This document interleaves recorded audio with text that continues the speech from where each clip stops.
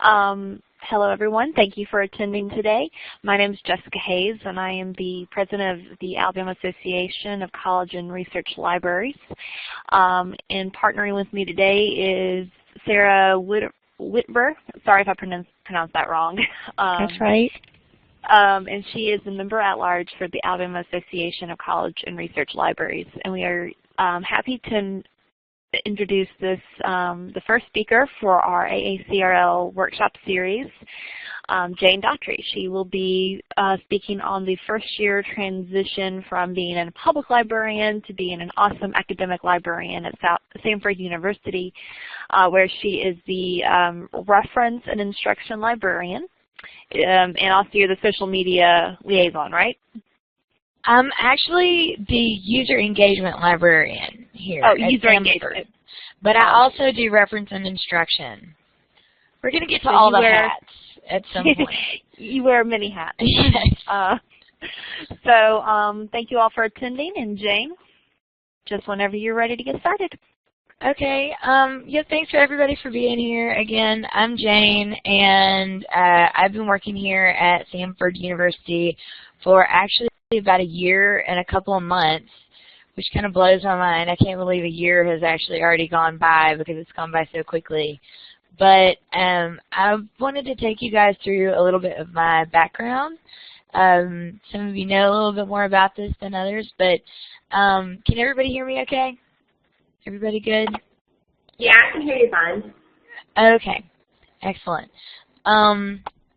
Well, yeah, I started here. Well, I even applied for the job because when I was in library school, I had come from a public library background, and I thought I just wanted to continue being a public librarian.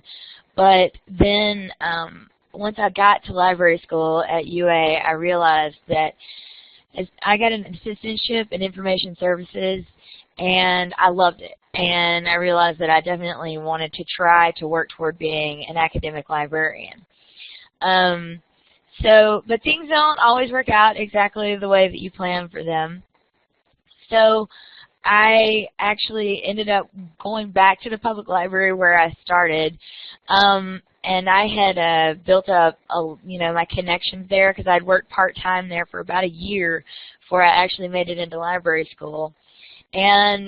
But the whole time that I was there, which was nearly 5 years, I was thinking about ways that I could continually improve my skills and utilize my skills, and so to make myself ready and, seem like a worthwhile contributor when the right academic instruction related job opened up.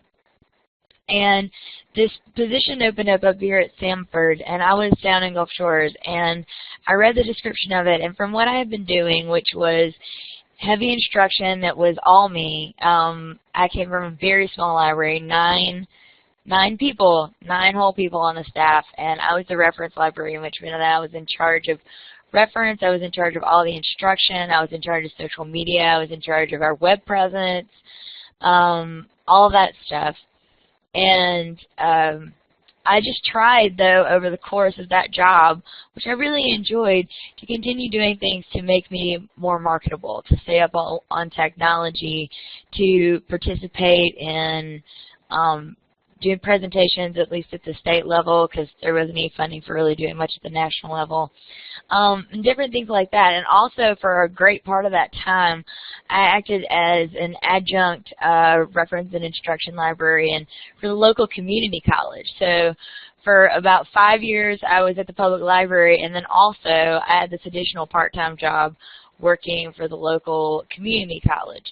So both of those things together added up to making something that would be attractive to an academic library, since I knew that I wanted to try to work in academia. So this is about what happened when I actually made the leap into an academic library.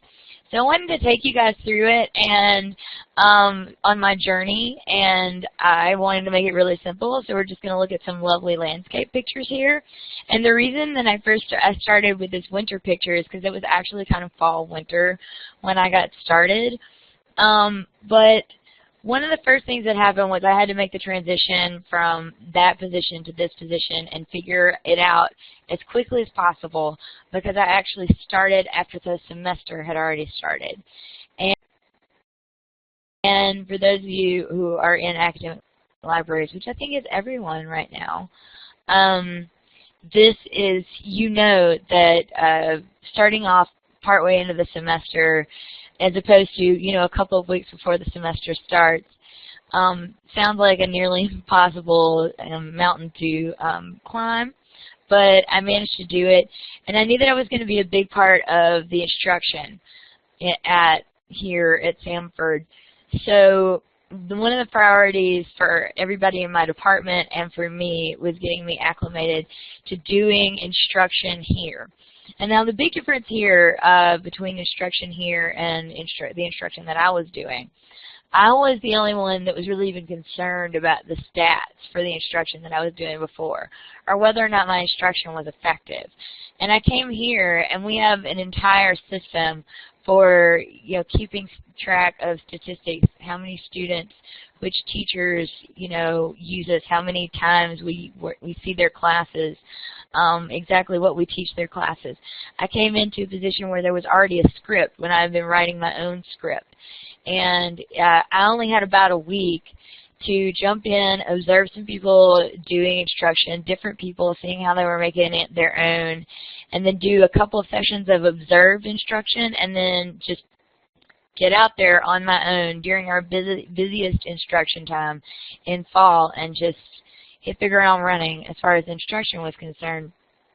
So that was the very first part of figuring out my job. And you guys all know that when you're starting a new job, you're constantly, and it doesn't, you know, it can take 3 months, 6 months, you might be a couple of years into it and still feel like you're not really sure exactly that you're doing the right thing. And that's not a statement about, you know, everybody's skill level. It's just sometimes it takes a while to figure out what your job is. And, you know, starting mid-semester, I was like, it was all about what am I prioritizing.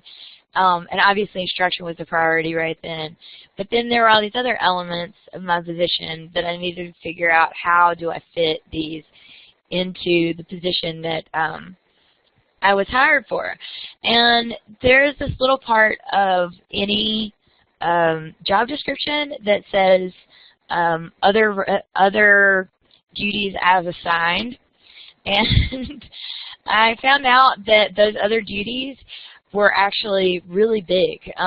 There were a lot of things that weren't actually written into my job description. And, you know, after a year, we're actually reviewing my job description to make sure that for, you know, if I, you know, go somewhere and they need somebody else in this position, which I don't see happening anytime soon at all, because I really, really love this job, but to make sure that it accurately represents the responsibilities that are required of the position, because it took me a while to figure out what those were. I also needed to figure out what my place in the organization was, and I could only take this in baby steps when I was first getting started. I needed to figure out where everything was in the library, you know, make sure I had my office number memorized. I had never had an office before, so that was new. Make sure that I knew who my colleagues' names were, and also mainly getting to know what teachers I was going to be working with. And also the main thing, though, was applying the instructional skills that I had pretty much taught myself as in the public library to an academic instruction environment. So that was getting started, and I got started in mid-September. And then before the winter was over, we had the Snowpocalypse, so I'd been here about 4 months, and then Birmingham shut down because there was snow everywhere. And this is an interesting story. I actually, when the day happened that everything shut down, I actually ended up walking home to where I live in Birmingham, which is about 11 minutes away by car, but actually about 9 miles away, you know, on foot. during the snowpocalypse, in the snow, nobody on the roads. I ended up walking home from Sanford back to my apartment. So that was a really great way to get me acclimated to what it was going to be like to be an academic reference librarian. But not really. That was just something that happened that I thought was interesting when it was still winter up here.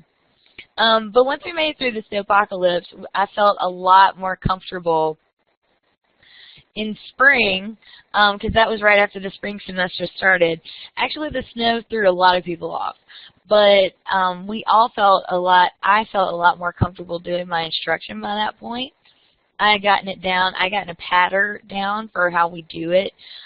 We work with the incoming communication arts students, and it's a 101 class in the fall, and then they transition into Communication Arts 102, where they have a series of papers that they have to do.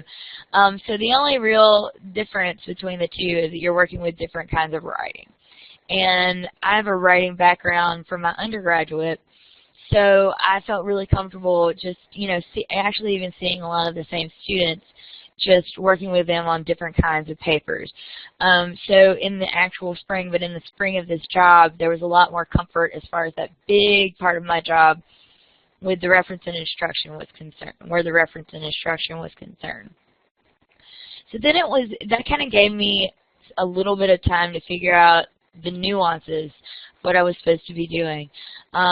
I also found out once I got here that I was in charge. I was the permanent chair of the display committee, which means that I'm in charge of any displays that go on here in the library, which sounds like, oh, display space. And at my old library, at my public library, I was about the 5th person in creativity down the totem pole of like these amazingly creative people.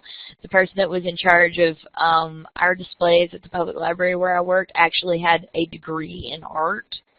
And I came here and then I was in charge of the displays, and I'm kind of a creative person, but it was a lot of learning about exactly what those needed to be, where the content needed to be, and how to manage my time between doing this reference and instruction and making sure that we had different displays on a rotating basis, how long these displays should be up, whether or not we did, how long we left them up in order to coincide with, different events that we had going on in the library.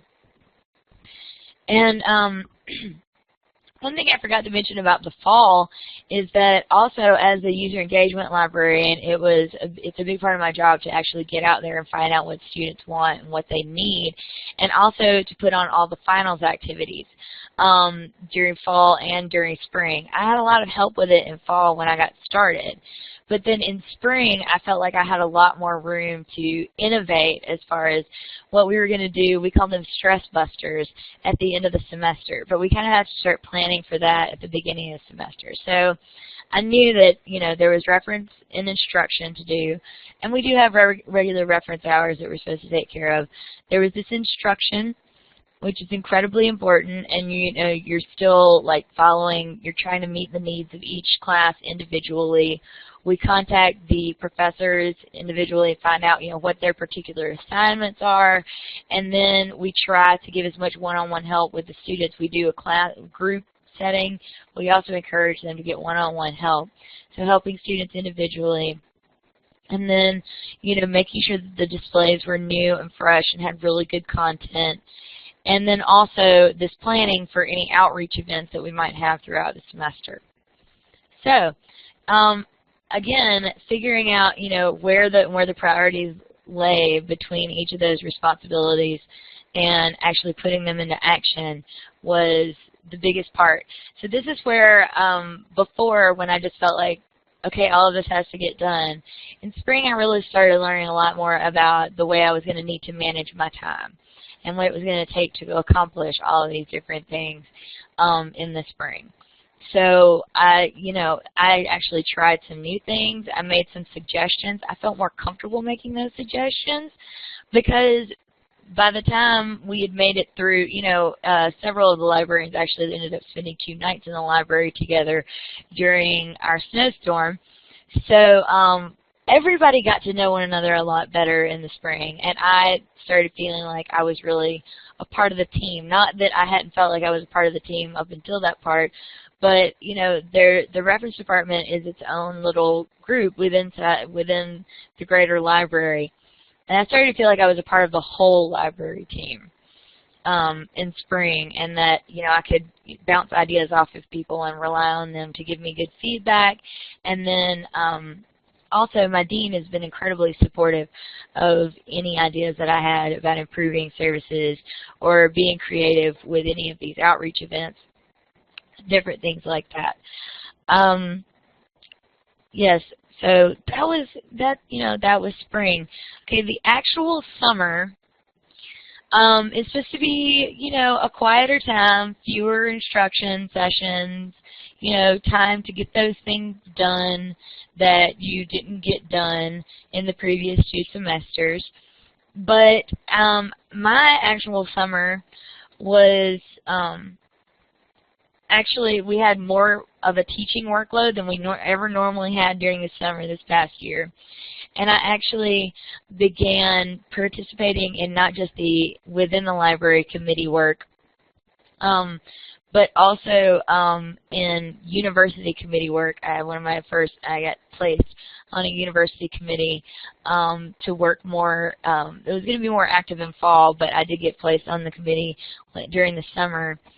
And also, I participated in a hiring committee or a search committee to hire a new position here in the library. And I had never been on the search committee that, you know, evaluated candidates and then, you know, brought candidates into the library and spent the day-long interview with them.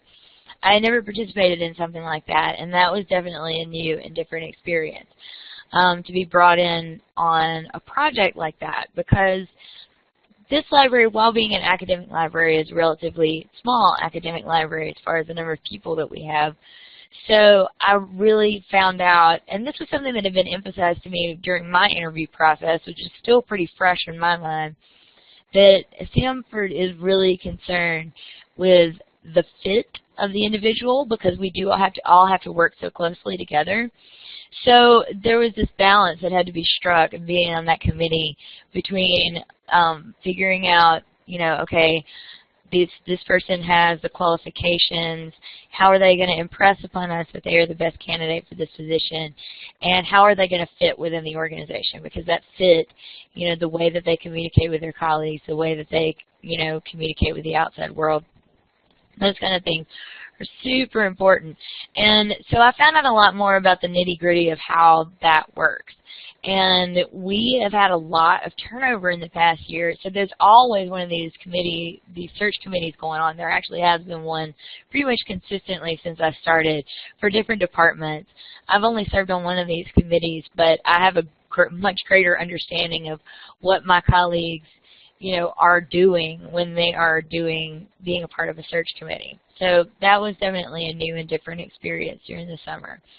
But it also, working together with colleagues that were outside of my department a lot more closely on that search committee, which mattered a lot to the entire library, helped me to even better understand their strengths, how we could help each other, where I, you know, fit again, and helped me actually to understand that, you know, even almost a year into it, there's still that kind of nagging, like, confidence thing with me. There was this still kind of nagging confidence, like, about whether or not my input was valued by anyone else other than my direct colleagues, because I thought by that point that, you know, we had talked enough about together as a team about how, in reference, how we were doing with instruction, what we might do to innovate within instruction. Me and one of my colleagues had started a pilot program during the summer because we felt really confident doing that. And I knew that my input was valued within, you know, within my department. But being a part of the committee made me realize that my input was valued within the wider library community.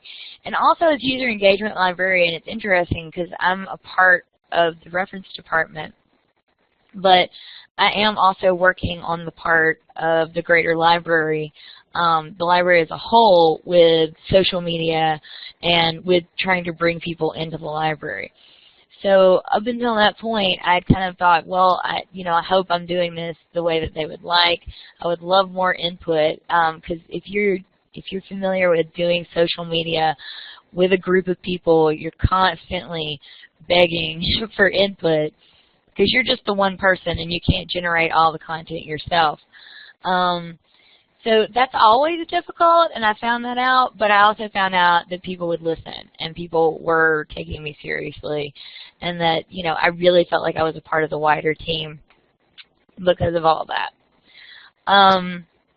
So we got through the summer, we got through the search committee. That was pretty amazing, and then lo and behold, fall was upon us, which was, it took me completely by surprise, because my 1-year anniversary came and went, and it was all caught up in an intense instruction schedule, but also everything that comes with fall.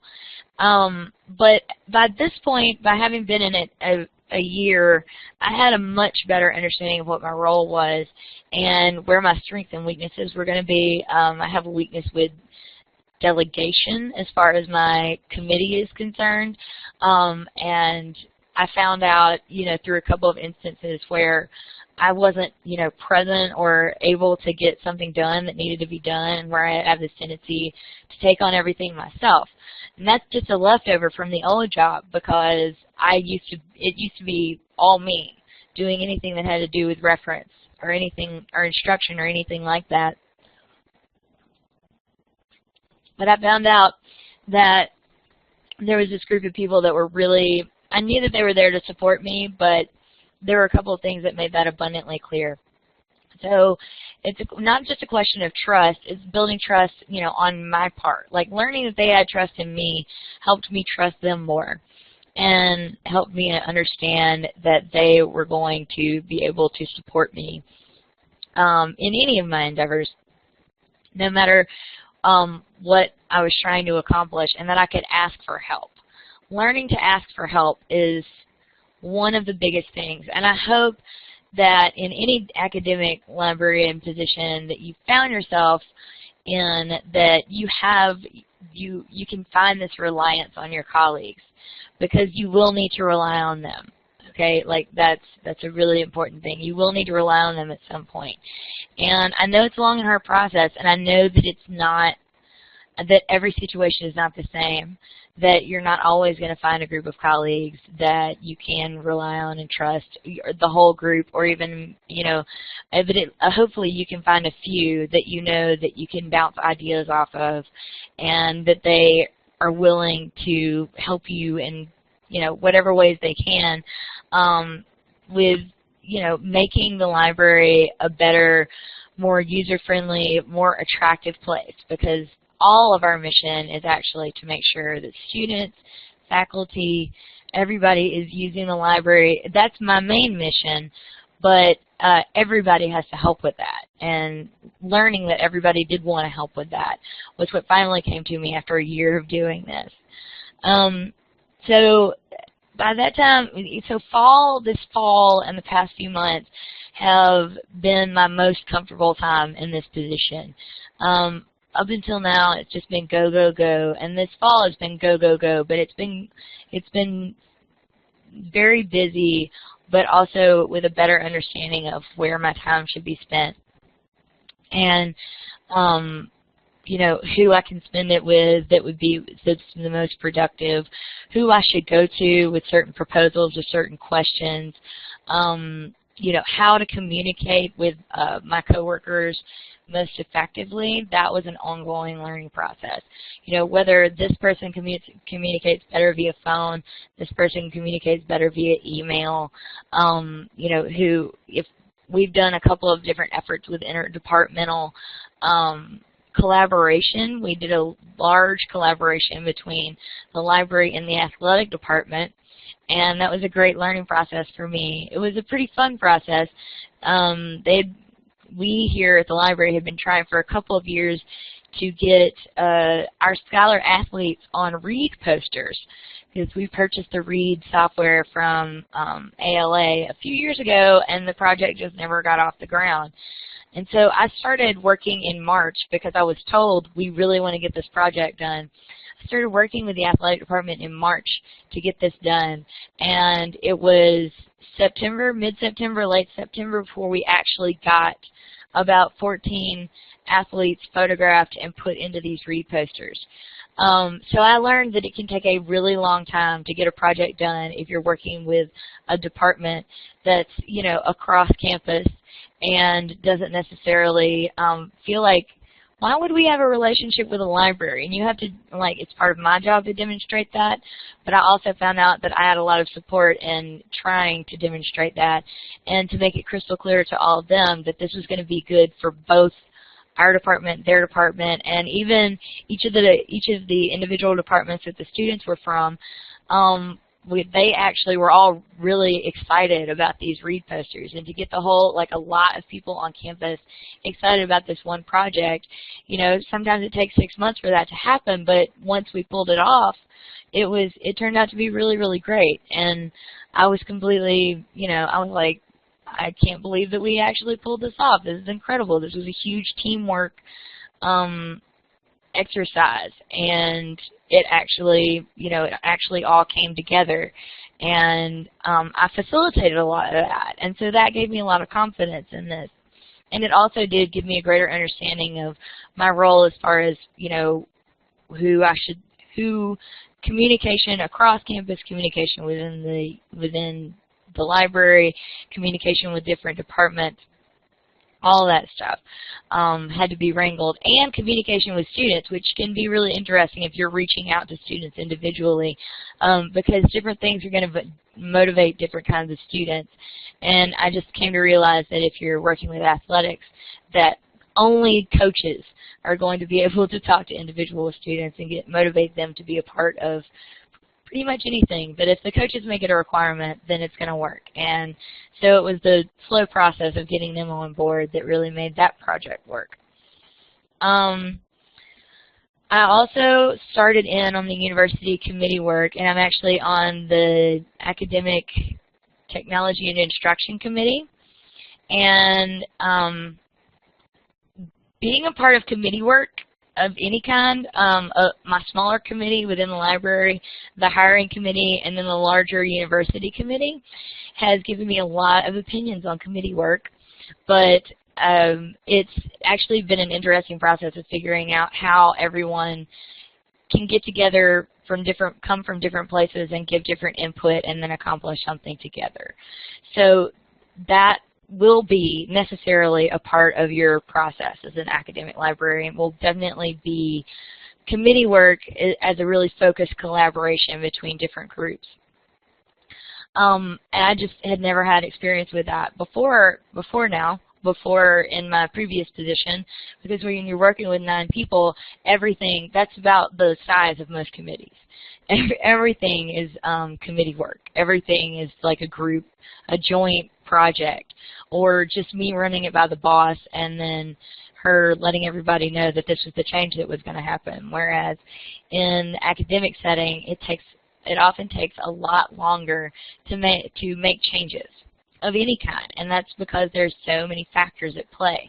So learning what factors at play are in play to make changes campus-wide or just within a part of the campus was a huge learning experience for me. Even though I had had experience on committees with my service to the Alabama Library Association and to the Library School Association, committees on campus have worked completely differently, and they have completely different goals. And also these are people you're going to see on a regular basis, as opposed to you see them a couple of times a year at different meetings. So there's a vast difference between committee work at the state level versus committee work at the local level. And I found that out pretty quickly as far as when I started working on committees. So overall, over the process of the year, I gained a greater confidence in my understanding of the way that the library worked, about the way that the university worked, about the way the communication was supposed to work. And I felt confident in figuring out how my processes and the processes that I'm involved in could be improved. I've, worked hard to get everybody on the same page as far as marketing things are concerned, because that's a part of my position, and working on making improvements to that, coming up with new and fresh ideas for how we can market to students, figuring out where the students were so that we can market to them better, but also not just, taking what I inherited and working with that, actually finally figuring out how I could move past what was passed down to me, what the processes that were passed down to me, and how those processes needed to evolve. And by this time, I feel confident in discussing how those processes could be improved and who needs to be involved when processes are improved. And that's a huge leap to make. Also, because of all these hats that I've described to you, I feel like I was rewarded with actually a student worker. I got a student worker to help me mainly with display stuff. Because that's huge. That was a hugely time-consuming thing that I did not anticipate until I had almost been working a year on these displays. And I'm like, I'm spending hours and hours and hours doing this legwork, doing the nitty-gritty parts of putting together these things that actually represent the entire library, that are where our display areas are located is right. I mean, almost you choose one way or the other to go around this very large staircase when you come into the first floor of the library. So you're going to walk past one of these displays and notice it whether you like it or not. And so I actually got help on doing the actual physical parts, not just of planning out these displays, but also making them come together. The cutting and gluing, and can you cut in a straight line, and can you help me develop this particular one? This is the information that I need, things like that. I ended up getting a great student worker, and that's a brand new experience for me, and it's been really great. So just knowing that what I gained over the past year is understanding my role and knowing that I have a valuable place within this library. And my colleagues have made me feel that way, and I've come to feel that way, become more and more confident in that, just because of various small successes along the way, making connections with individual teachers doing instruction, making connections with individual students when I told them that they should come use our reference services one-on-one, and they come to me and they value my input, to actually having valuable input to give to a process that's going to affect the entire library, or something that involves the entire campus. So it was really just a process of figuring out where I stood and what I could contribute, and understanding the ways that I could contribute really well. So that's been my first year experience. Hopefully this is just going to continue to evolve, and I'm one of those people that's constantly trying to figure out ways to make any of the processes that I'm involved in better. So it's going to be a continuous learning process, and continuously exciting actually for me. I love learning new things. We all love learning new things. And this has helped me learn a lot about other people and interaction with other people, as just opposed to, wow, I think I'm going to read 4 books of Virgil, of the Aeneid, just so that I can help out this one class. We all love learning that kind of thing, but this was a very different learning experience that's been incredibly valuable. So that's about it. We've still got a few more minutes. Does anybody have any questions or points they wanted to talk about, or anything that you expected me to address that I didn't address? Anything like that? You can send it over the chat, or turn on your mic, or whatever. It's up to you. This is my last slide, and it looks like space, because it's a picture of Rosetta, which is awesome. As all of you should know, we landed a probe on a comet, and it's sending us pictures back every day right now. And that is so cool to me. So I decided to put my contact information over a comment. But anyway, does anybody have any commentary, questions, anything like that with our last 5 minutes?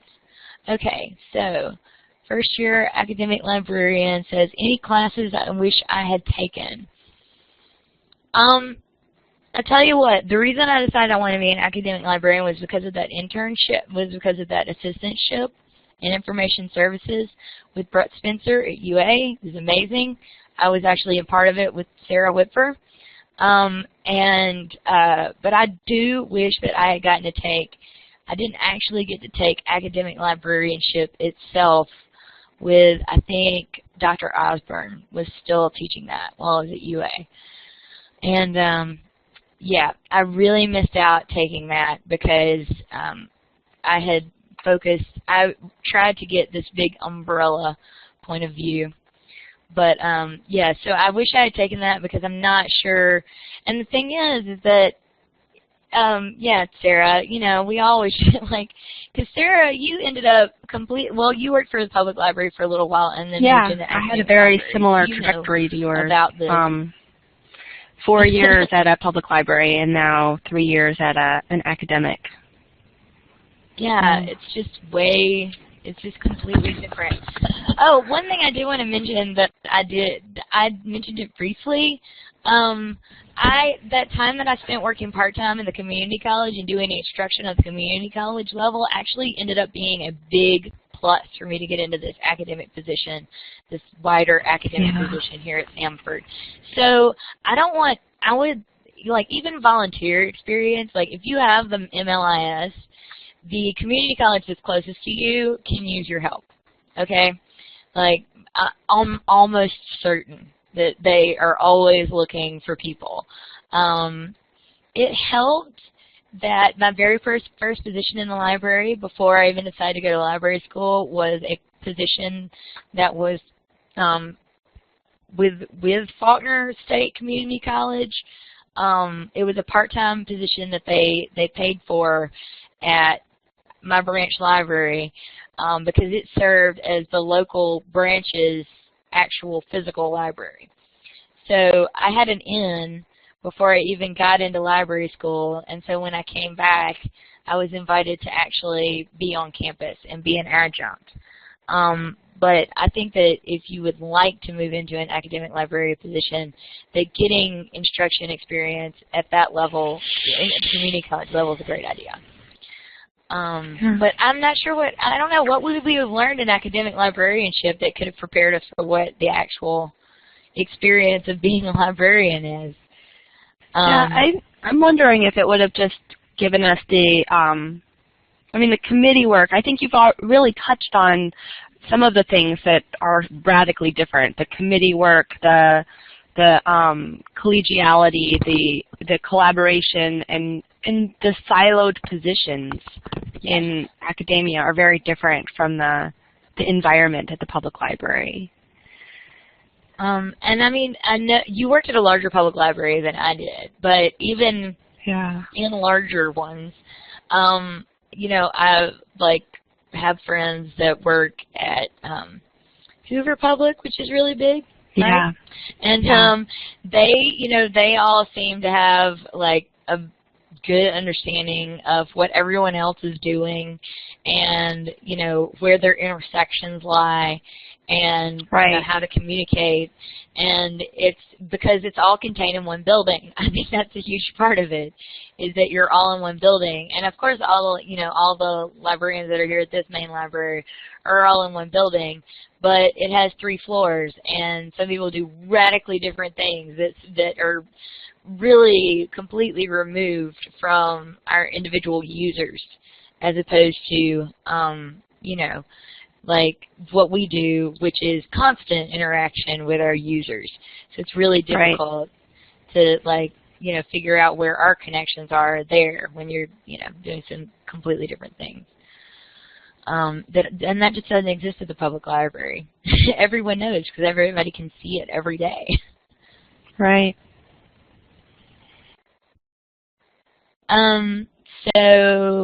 Victoria, did you have any questions or anything?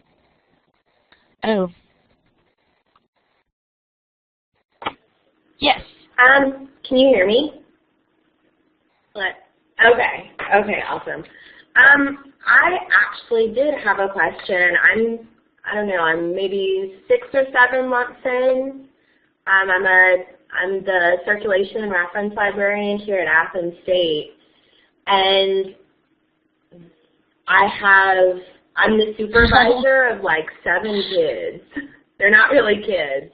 They're all different ages, and I don't know if it's maybe growing pains or if this is just regular supervisory experience, but they didn't really go over that in library school.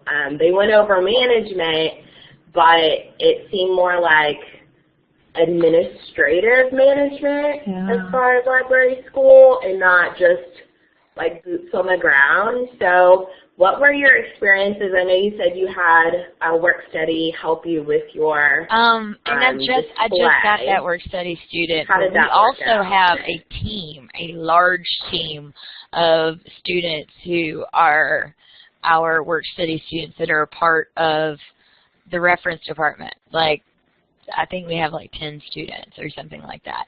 And we're all actually involved in it's kind of a team supervisory experience. Like, I don't make the schedules. One of us just makes the schedules.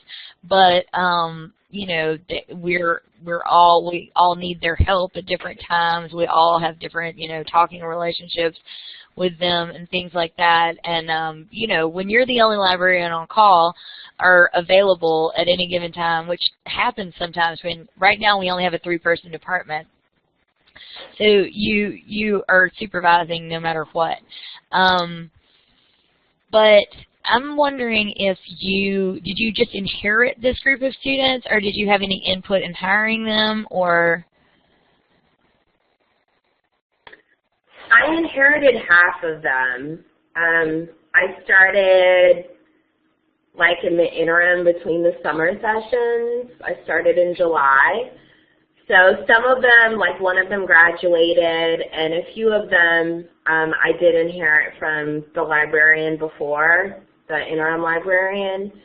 And I did have a hand in hiring. Well, I mean, that's good. At least some of them are starting out with you as the supervisor. I would definitely think that inheriting some, there's a question of, you know, what they felt like their responsibilities were under the last person that was supervising them versus, you know, what your expectations might be.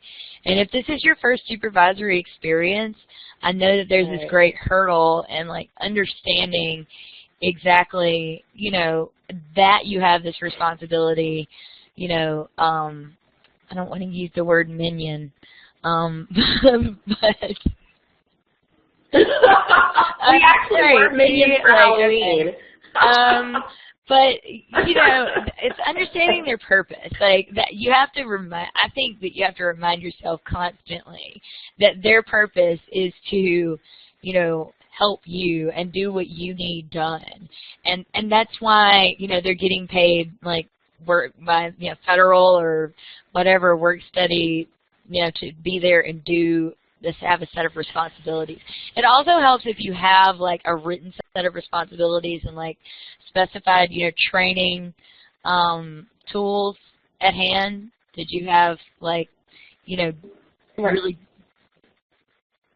I created my own like student handbook and contracts, and I got all of them, the ones I inherited and the new ones, to sign it, and I gave them a copy, and I kept a copy.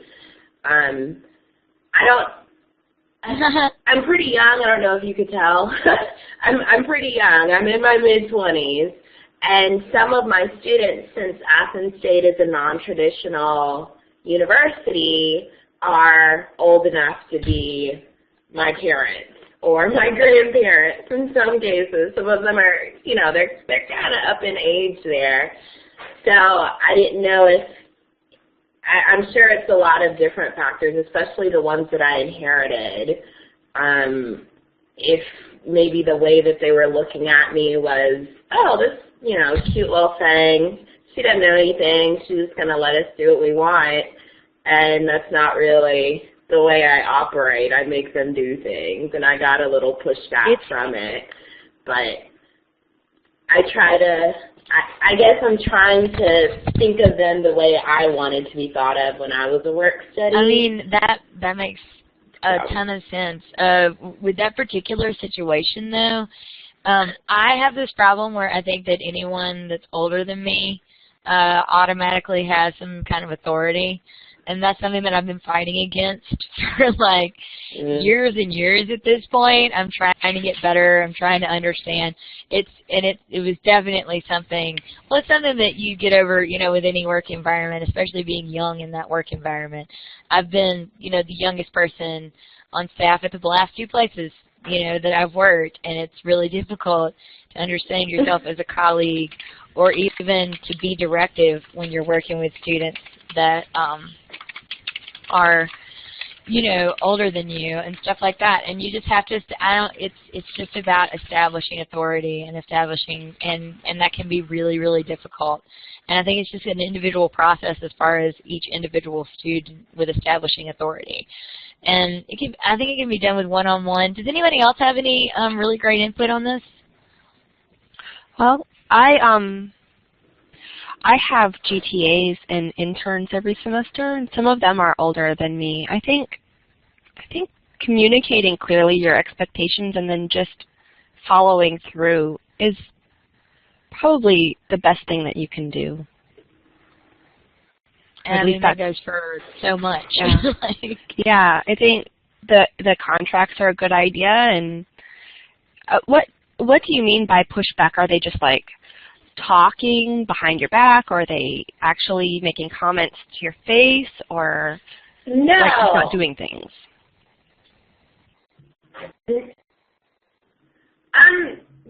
They're pretty respectful. They're pretty respectful, like, overall. I guess what I meant with pushback was, for example, the last supervisor, the one that they had in the interim, and then the one before that, was very kind of lax. Like, they had been here for 30 years, and they let them eat at the desk and study at the desk and play movies and music.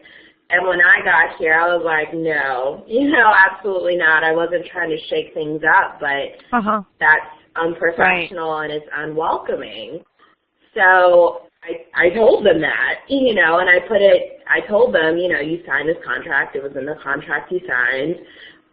You know, if you have an issue, then, you know, perhaps you don't need to work here. You know, I didn't want to give them an ultimatum, but it was non-negotiable.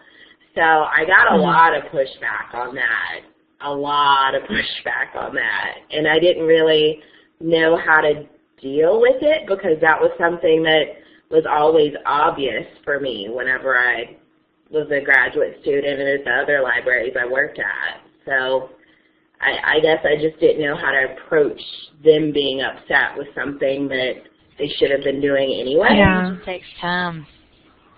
I think beyond that, like, just like establishing yourself takes time, and making sure that, you know, they're doing, you know, they understand your expectations, and that, you know, if they don't meet your expectations, then that's like going to have negative consequences as far as whether or not, you know, you invite them to come back next semester or whatever. I mean, I think this is one of those things that takes time, because it sounds like you've done everything that, you know, you can do, except it's impossible to actually force somebody to change their minds. So, yeah, I think one thing that you might think about is tactics for getting them to buy into your vision, right? So you have a clear vision of what's happening at the desk, and it's very different from what they're used to, and it sounds like you're approaching it with, I have this vision, it's radically different, I need you to sign this contract and do this new thing. Maybe you need, right. I don't think you need to soften your expectations or be lax, but I think perhaps somehow doing some sort of team building so that they're motivated to shift the culture at the desk. And buy into that new vision that you have. Maybe you need to think about some sort of way to to help them feel like they're participating in that change instead of just being asked to do something completely different without any control over it. People like to have, you know, participation. They like to feel like they're a part of something. And when it comes to change and radical change, getting their buy-in is always going to be the key. Yeah, I like Stephen's comment here, make it their idea. Like, try to figure out what they think, or get them to do some sort of activity to understand what you're trying to do in the greater scope of what's happening at the desk. Right. It might actually involve some sort of team building, like departmentally, and then the desk culture and customer service may be like a, I don't know, something that comes with that. You know, it's a result of a greater culture change within your department. Right.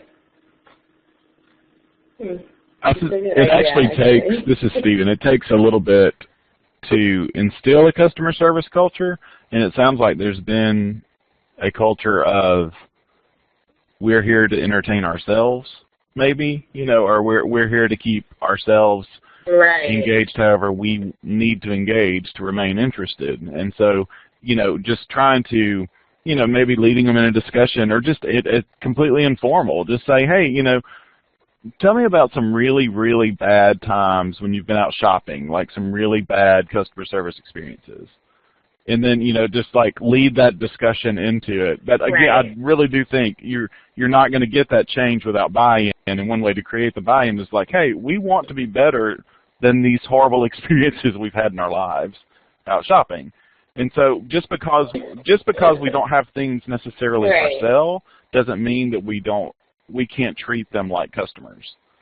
And so, you know, and that's just one of those things where you can really create some lasting, meaningful relationships if you can get them all to buy into that.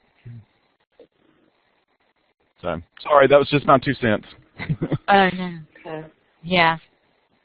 No, that's good. I'm like writing everything down. And you'll have the recording here. We'll be sending out soon, too. So. Oh, yes. Okay. I really like this discussion. I was like I'm glad that, you know, I think that we had expected more people to be a part of this, but I'm really glad that we are actually getting to like have some dialogue, because my favorite, you know, workshops or anything involve dialogue. You know, that was the last presentation that I did at Little ALA was, you know, involved having a discussion among a group of, you know, peers or people that are interested in what you're discussing. So, yeah, I'm glad that this space is good for that. But I think that was this supposed to last 45 minutes? We gone over time? Yeah, I think yes. I think we can cut it off at an hour. I think talking for 45 minutes and then 15 minutes for questions is probably a reasonable model. Okay. That's perfect. Yes, it was. You really gave us all a lot to think about, Jane. I really do appreciate that. And please don't hesitate to email me, like, for whatever reason, ever.